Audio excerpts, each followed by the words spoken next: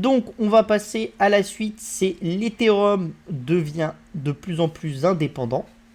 Donc 2021 a été une étape un peu clé pour Ethereum, qui est de plus en plus indépendant, hein. Donc pourquoi est-ce qu'il est de plus en plus indépendant? Parce que quand même il a montré une vraie différence avec le Bitcoin. Vous commencez à être sur des niveaux d'utilisation qui sont différents.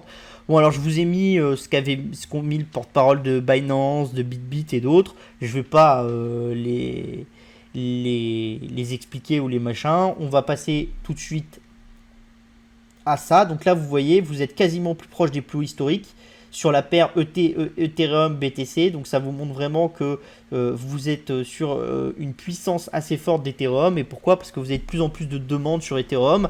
Alors après, Ethereum est capé par le fait que effectivement il y a une capacité de scalabilité de la blockchain qui est limitée.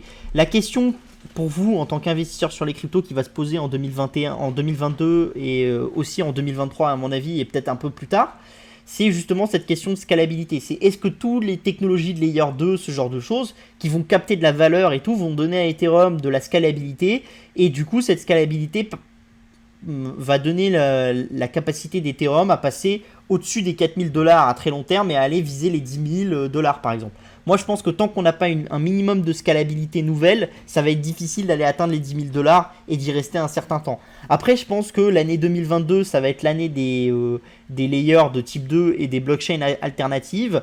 Et je pense que si ça permet de driver un peu du trafic d'Ethereum en l'enlevant d'Ethereum et que ça permet à Ethereum d'être vraiment la surcouche, enfin la base de toutes ces blockchains et sur laquelle on arrête de faire des toutes petites transactions mais on fait plutôt des grosses transactions et tout, ça peut être le point d'inflexion pour aller chercher les 10 000 $ sur Ethereum. Donc ça c'est vraiment intéressant et il va vraiment falloir voir un peu ce qui se développe. Et ça vous montre aussi que tout ce qui se développe sur Ethereum, les NFT, ce genre de choses, c'est des choses qui commencent à avoir une vraie utilité dans la vie de tous les jours et qui drivent du trafic.